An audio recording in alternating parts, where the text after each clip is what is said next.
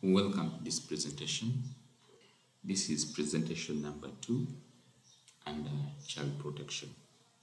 In the first presentation, we looked at what child protection is, who are the key stakeholders, and we looked at the consequences of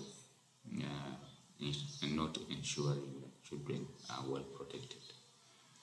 In this presentation, we are going deeper and look at child abuse and neglect. We want to know what it is, what are the things that indicate that a child could be abused, and what are the consequences of child abuse and neglect. And then we'll look at the legal and ethical obligations for social workers to report or any other person to report suspected child abuse and neglect cases. So when we talk about child abuse, we are basically referring to the acts or omissions that harm or put children at risk of harm. Okay. The other term that can be used is child maltreatment. So child maltreatment or child abuse and neglect can be used interchangeably. So according to World Health Organization, child maltreatment involves all forms of physical and emotional ill treatment, sexual abuse, neglect, and exploitation, leading to harm to the child's health, development, and integrity. Okay, so the emphasis here is that the harm is not only physical but can also be psychological. Okay, so that emotional component, the physical and emotional components are very, very important to consider in a child who is being abused.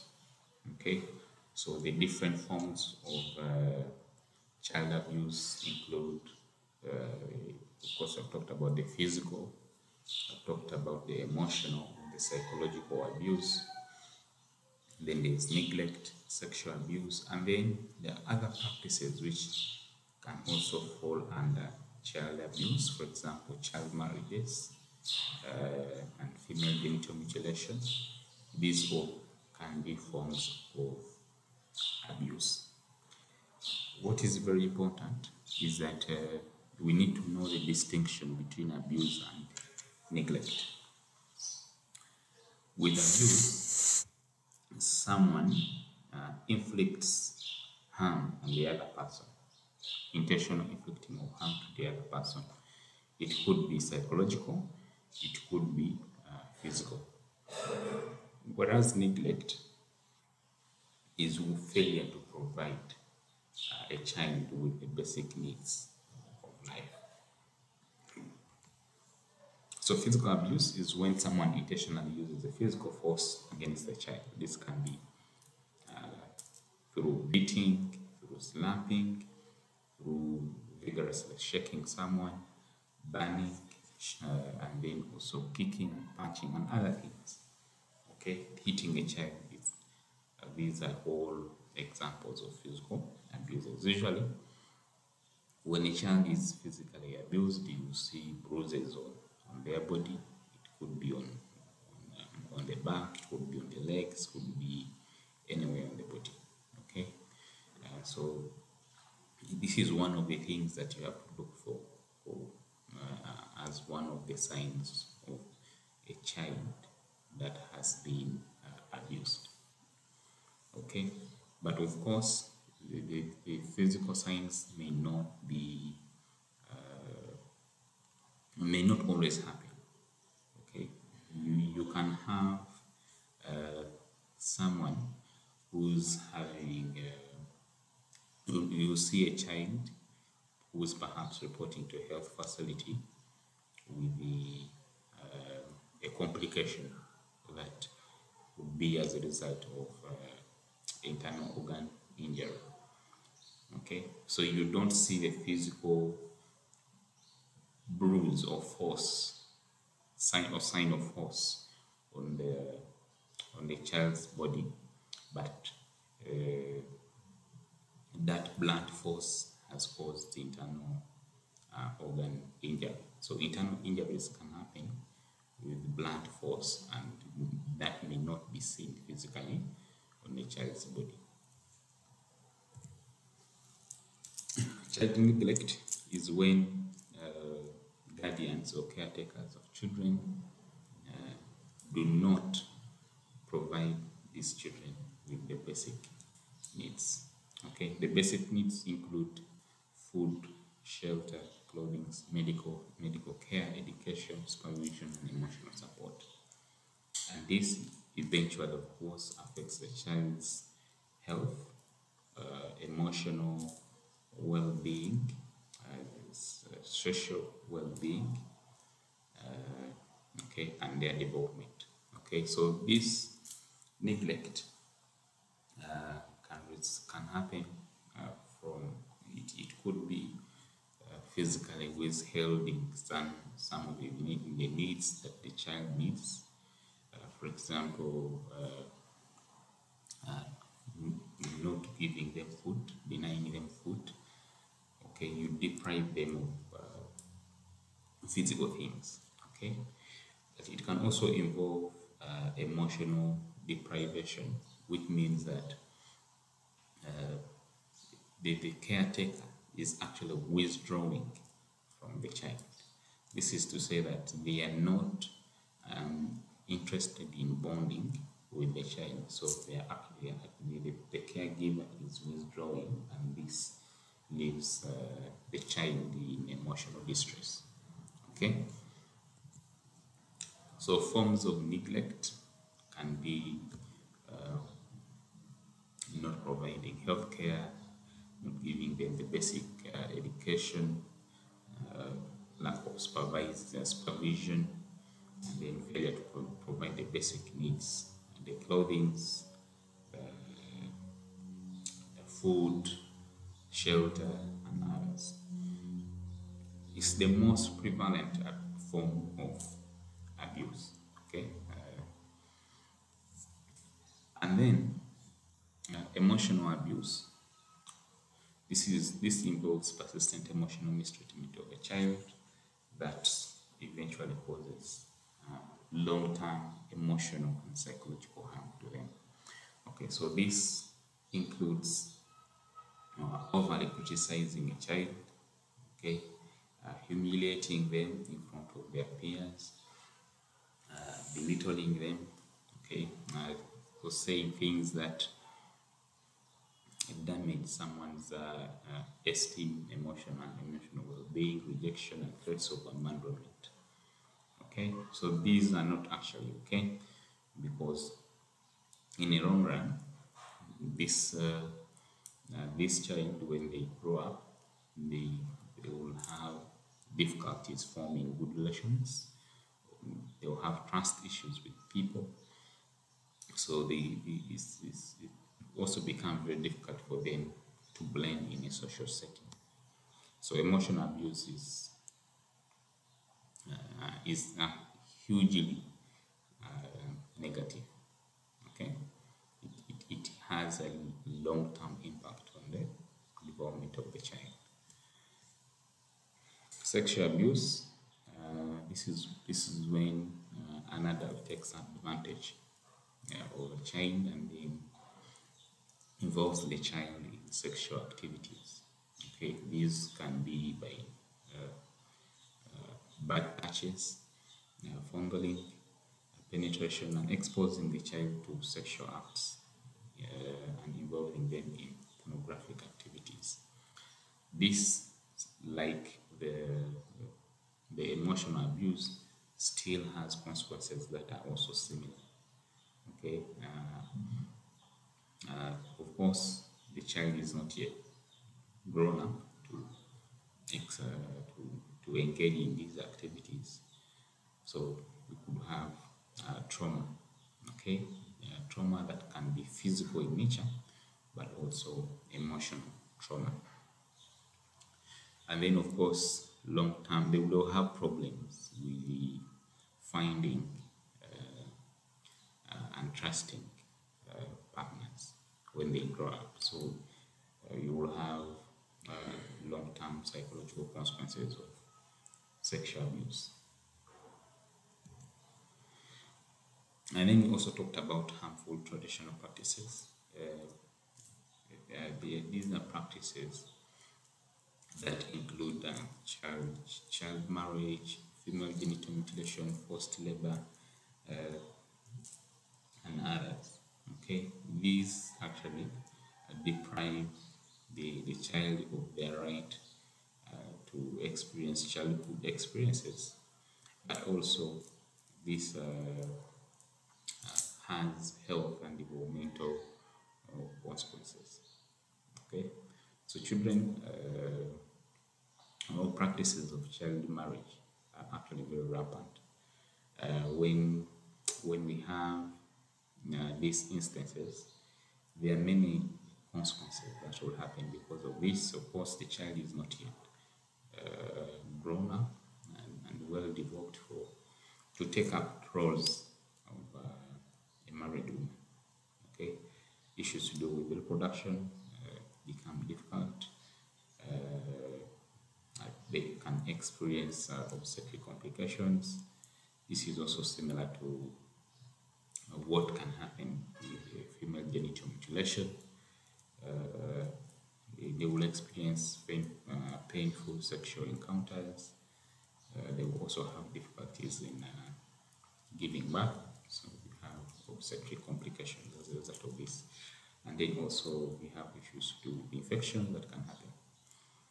Okay, so it is very important that we address these traditional practices that can harm children, especially the girl child.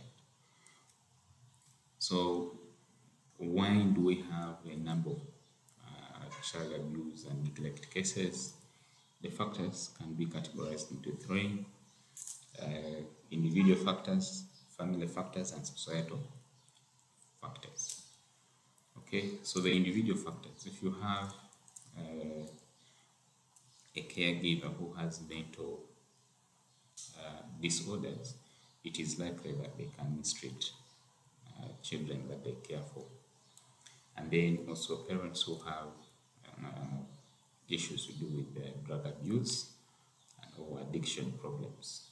Alcoholic parents, when they come back, they are likely to physical abuse the children, okay, beat them up. And then children who have experienced childhood traumas are likely to perpetuate that. They are likely to exercise abuse when they actually grow up. And then lack of parenting skills and knowledge. Okay, parents may not be aware of how to actually discipline a child. So disciplining a child can turn into physical abuse when it is corporal or when it is actually excessive. Okay, so what other techniques can a parent use in order to discipline a child, for example? And then you have parents who have anger management issues or who cannot control their impulses. Okay, this can also result in child abuse and neglect. And then we have the family factors. Okay, the family is a very good foundation for raising up a responsible citizen. So when we have dysfunctional families, then you are going to have a problem in raising the citizens of the next generation. Okay, so if you have families that have the partners fighting, then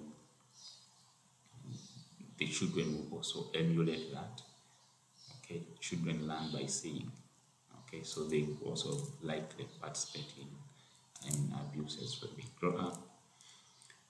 And then when there is poverty, okay, that means that it is very likely that the provision of the basic needs will be inadequate, okay, and these constitute can be looked at as constituting what we call child neglect. Okay, so broken up families of dysfunctional families characterized by having conflicts or relationship issues in a home, and this can be seen through fights or violent acts.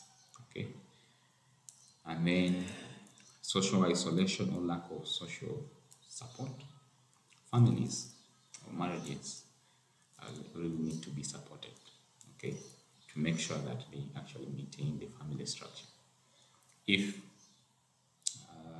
families are not having the adequate support system, it's likely that they can actually degenerate into dysfunctional families where there is no order and there is no discipline.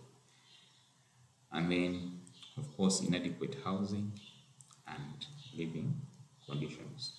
Okay, if you don't have adequate housing to separate where the children sleep, where the adults sleep, where the relatives actually sleep, you have the uncles actually turning that into an opportunity and sexually abusing the children.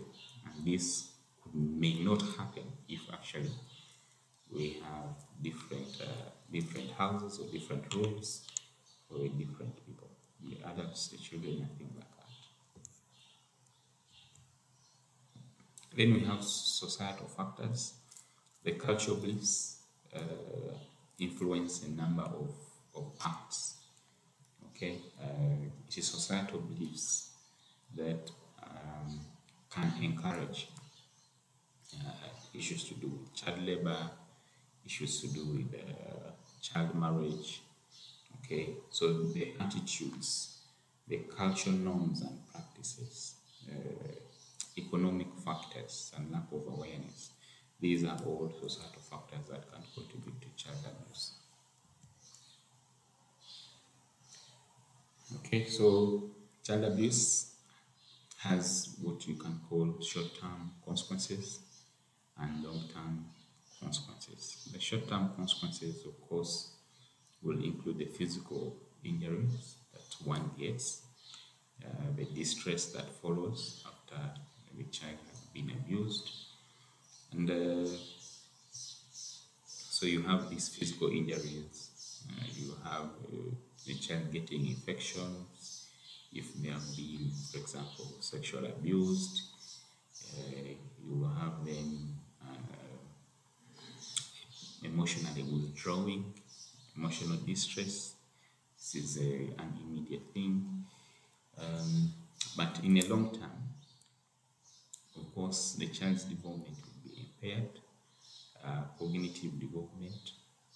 They will have difficulties forming relationships, and actually maintaining them. They will have mental or trust issues. They will also have mental health issues. So as social workers, it is very important for you to really recognize that some of the children that you really get in touch with or that come to seek for your care have experienced different forms of abuse. And these different forms of abuse have affected their brain development, they have problems with attachments, and many other things. So you need to create a safe environment that really ensures that these children can be supported, and that interventions that are appropriate can be implemented to address this trauma that these children have faced. So this is what we term as trauma informed approach. Okay, trauma informed approaches to interventions that address child abuse. So what happens when you see a child that has signs of abuse? It's very important, of course. The first thing is for you to be able to see the signs. So it is very important to see the signs either in terms of the physical injuries, in terms of the behavior changes that you're noticing, emotional distress, and then a child could be acting in a sexualized way, and this could give you a hint on whether the child is actually being abused. Okay, so it's also very important that this child is thoroughly examined, medical evaluation, and assessed, and every evidence documented by a qualified health professional. Okay, if there is suspects, if there is evidence, or if you suspect that this child could be abused, it could be physical burns, it could be injuries. Okay, these things need to be documented by a competent health professional, and this can be used as evidence in courts of law. Okay, it's also very important to make sure that when we have a child who is abused, ensuring their safety is very important. Okay, you don't want to exacerbate the abuse that they are facing.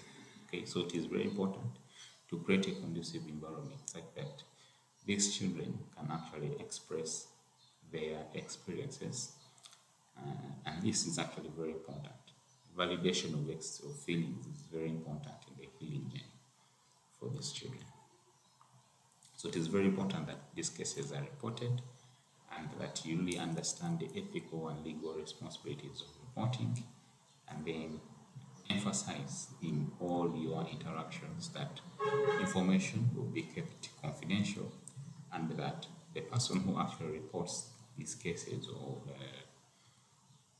child abuse, that their identities will remain confidential.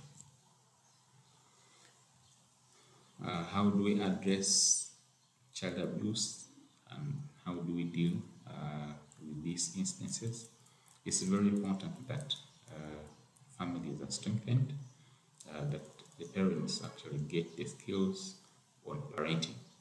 Okay, and then it's very important to work with different professionals who are working in the field of child protection, the police, the schools, the law enforcement, and community organizations, to ensure that there is a comprehensive approach to protecting children. And then there should be a system where you have case identification, reporting, how it is being managed, the follow-up issues, reporting mechanisms, and the different support services that are actually needed to handle cases of child abuse. These systems need to be in place. Okay, collecting evidence is very important. Okay, it's very important to carry out interventions that protect children based on principles of evidence-based practice. And when interacting with children, it's very important that you respect their rights. Okay, and that when interacting with them, you need to be culturally aware, such that you don't exercise stereotype. Okay, stereotyping. Okay, it's very important to look at inclusive inclusivity, diversity, and inclusion when carrying out activities of child protection. Thank you for listening to this presentation. We have come to an end. We have basically looked at child abuse and the different forms of child abuse, and then the consequences, and finally the ethical matters and issues to do with reporting and identifying child abuse cases. Thank you.